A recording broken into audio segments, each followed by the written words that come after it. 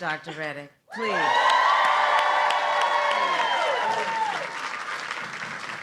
Please have a seat, everyone. Please have a seat. It's so good to be back in Atlanta. Thank you all. Thank you. You know, I just want to say, thank you.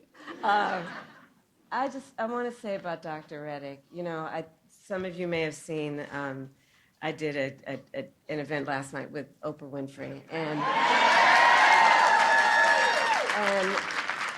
and that it highlighted so many tragic stories, but it also highlighted so many important issues, which is why everyone has taken time out of your busy lives to be here this afternoon. And it highlighted the importance of a Dr. Reddick. Because the courage, Dr. Reddick, that you are showing in the face of these arcane and immoral laws to stand so publicly and talk about your commitment to your oath and to the health and well-being of people who need to be seen and treated with dignity is so extraordinary. And I do believe in moments of crisis, the world has a way of revealing the heroes among us. And I would say, Dr. Reddick, you are one of them. Thank you very much. Thank you. Thank you. Thank you. Thank you. And thank you to all of the elected and community leaders who have joined us today. Thank you, everybody who is here. So, Georgia, this election right here is a fight for the future. It is a fight for the future, and it is a fight for freedom. For freedom.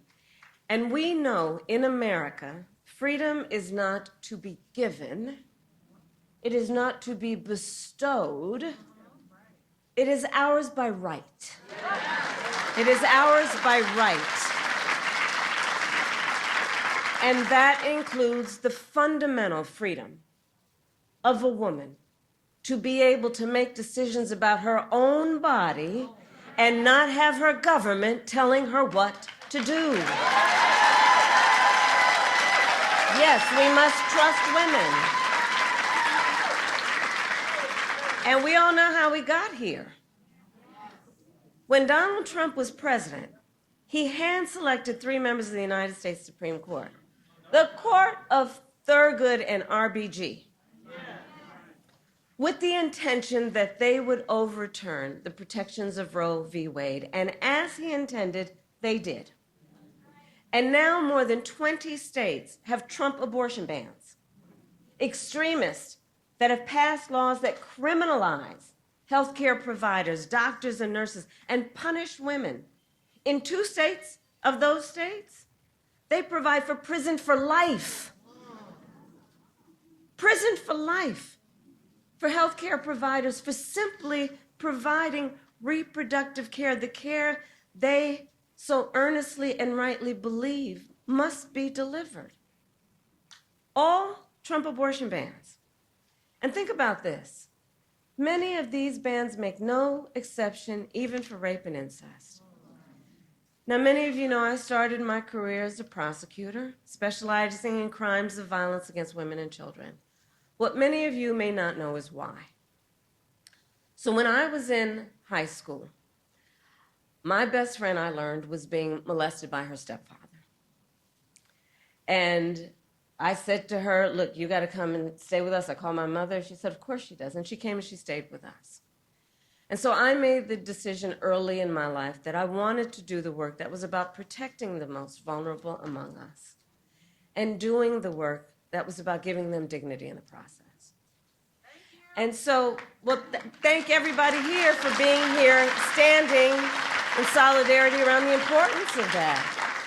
And so I say to you then, from that experience and from the work that I've done, the idea that someone who survives a crime of violence to their body, a violation of their body, would not have the right to make a decision about what happens to their body next, that's immoral. That's immoral. And let us agree, and I know we do, one does not have to abandon their faith or deeply held beliefs to agree the government should not be telling her what to do. If she chooses, she will talk with her pastor, her priest, her rabbi, her imam. But it should not be the government or Donald Trump telling her what to do with her body. And think about it. The stories that Dr. Reddick shares with us, the stories we heard last night, the stories we've been hearing for 2 years. 1 in 3 women in America lives in a state with a Trump abortion ban. This includes Georgia and every state in the South except Virginia. Think about that when you also combine that with what we know has been long-standing neglect around an issue like maternal mortality. Think about that when you compound that with what has been long-standing neglect of women in communities with a lack of the adequate resources they need for health care, prenatal, during their pregnancy, postpartum. Think about that. And these hypocrites want to start talking about this is in the best interest of women and children. Well, where you been? Where you been when it comes to taking care of the women and children of America? Where you been? How dare they? How dare they? Come on.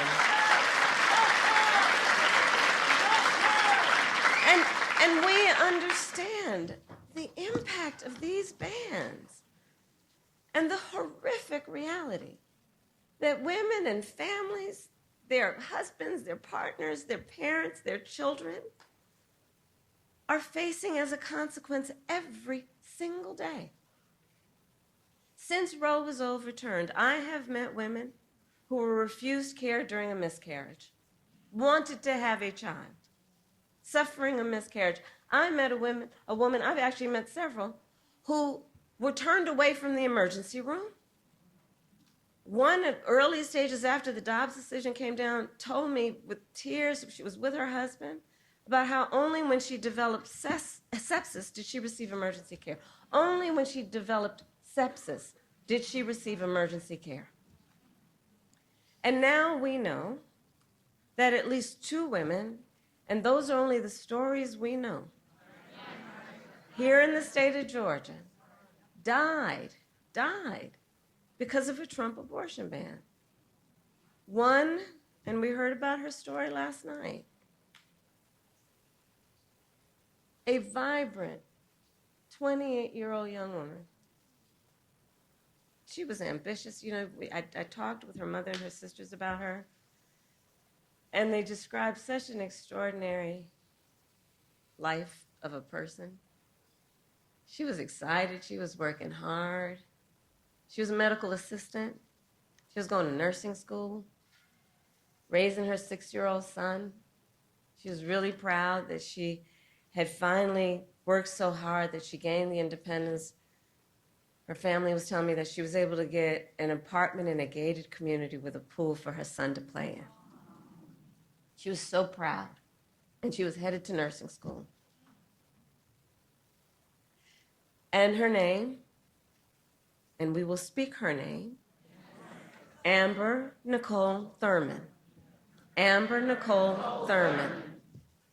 Amber Nicole Thurman. That's right. And she had her future all planned out. And it was her plan. You know, let's understand, just take pause on that for a moment. She had her plan, what she wanted to do for her son, for herself, for their future.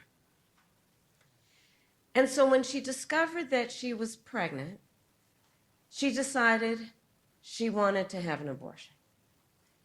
But because of the Trump abortion ban here in Georgia, she was forced to travel out of state to receive the health care that she needed.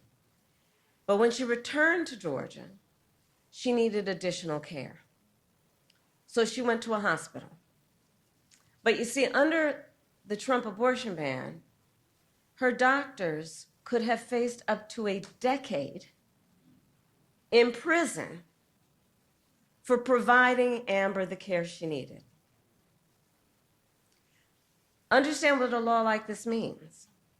Doctors have to wait until the patient is at death's door before they take action. You know, on the other side of my, you know, the other folks, Trump and his running mate, and they'll talk about, oh, well, yeah, but I do believe in the exception to save the mother's life.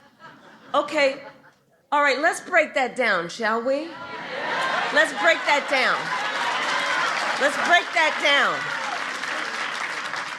So we're saying that we're going to create public policy that says that a doctor, a healthcare provider, will only kick in to give the care that somebody needs if they're about to die?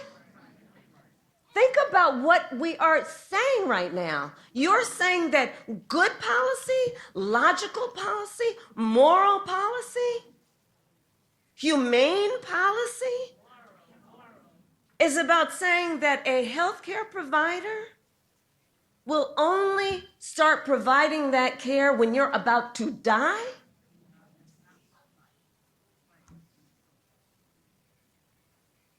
And so Amber waited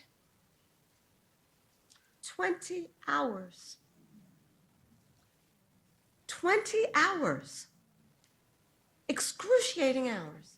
Until finally she was in enough physical distress that her doctors thought they would be okay to treat her. But it was too late. She died of sepsis. And her last words to her mother, which her mother, as you know, tears up and cries every time she speaks it. Last words to her mother, promise me you'll take care of my son.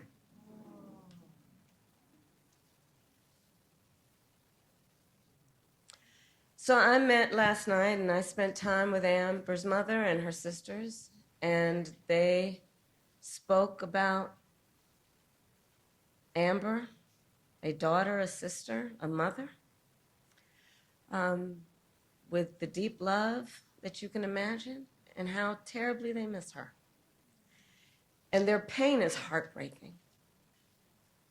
It's heartbreaking. Amber's mother, Shanette, told me that the word preventable is over and over again in her head when she learned about how her child died. The word preventable. She can't stop thinking about the word that they spoke to her. It was preventable.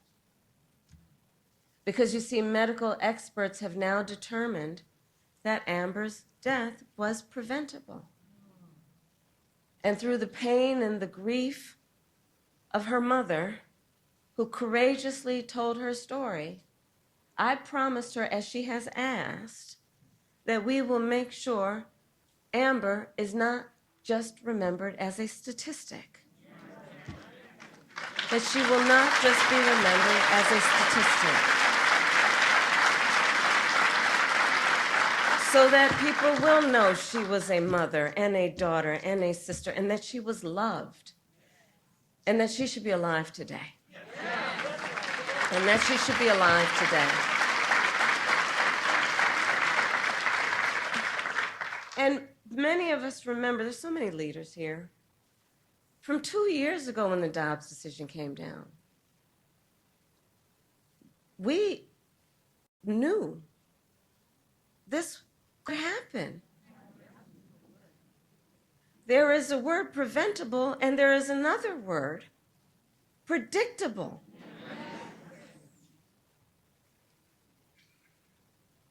And the reality is, for every story we hear of the suffering under Trump abortion bans, there are so many other stories we're not hearing, but where suffering is happening every day in our country. An untold number of people suffering. Women who are also being made to feel as though they did something wrong. The judgment factor here is outrageous, being made as though to feel as though they are criminals, as though they are alone.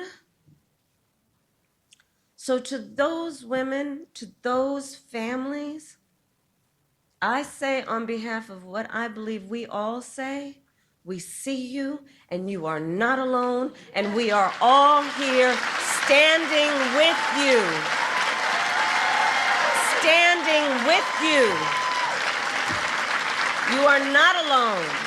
You are not alone.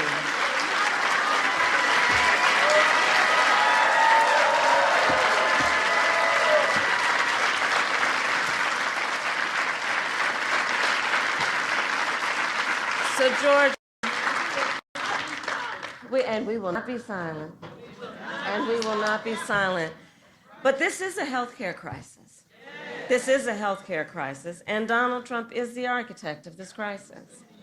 He brags about overturning Roe v. Wade. In his own words, quote, "I did it and I'm proud to have done it," he says. He is proud that women are dying, proud that doctors and nurses could be thrown in prison for administering care, proud that young women today have fewer rights than their mothers and grandmothers. How dare he? How dare he? And in our debate last week, well,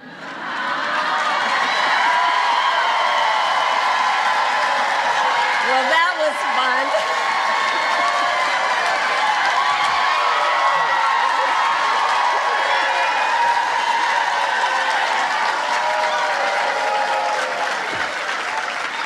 And I know everyone here paid attention to the words, though, the words, right? I'm trying to get another debate. We'll see. But in our debate last week, remember when he said everyone wanted Roe v. Wade to be overturned? Well, exactly. I don't know who everyone is either, because women have been arrested and charged for miscarriages. They didn't want that. No. I was speaking with a physician who is here, who has in her professional experience been administering care to girls. And what we know is that 12 and 13-year-old survivors of assault are being forced to carry a pregnancy to term. They didn't want this. No. And couples just trying to grow their family being cut off in the middle of IVF treatments, they didn't want this. No. And on that last point, you probably saw this week for the second time, Republicans in the United States Senate blocked a bill that would protect access to IVF treatment.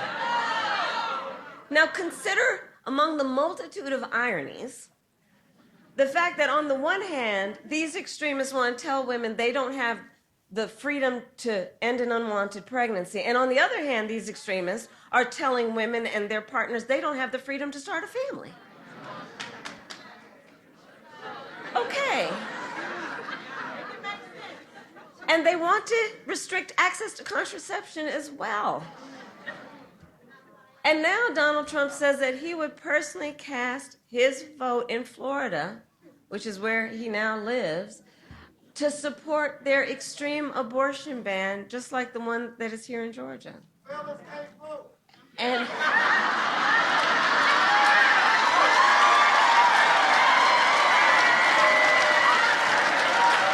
well, that's a whole different policy discussion that we'll have for another day. But let's understand, if he is elected again as president, Donald Trump will go further. But we know what we're up against, and we must speak of the stakes. We must remind, everybody here knows, but we gotta remind our friends, our neighbors, our co-workers, the stakes are so high. Because if he is elected again, I am certain he will sign a national abortion ban.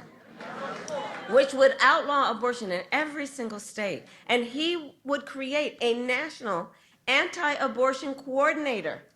Look at Project 2025. And force states to report on women's miscarriages and abortions. It's right there. I can't believe they put that Project 2025 in writing. They literally put it in writing. They bound it. They handed it out. I mean, they are simply out of their minds.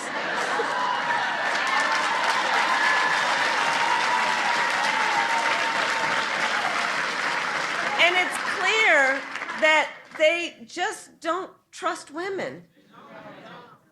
Well, we trust women. We trust women. And like Dr. Reddick said, when Congress passes a bill to restore reproductive freedoms, as President of the United States, I will so proudly sign it into law. I will so proudly sign it into law. Proudly sign it into law. So, 46 days to go. And let us remember that momentum on this and so many issues, momentum is on our side. Let's remember, since Roe was overturned, every time reproductive freedom has been on the ballot, from Kansas to California to Kentucky, in Michigan, Montana, Vermont, and Ohio, the people of America have voted for freedom. The people of America have voted for freedom.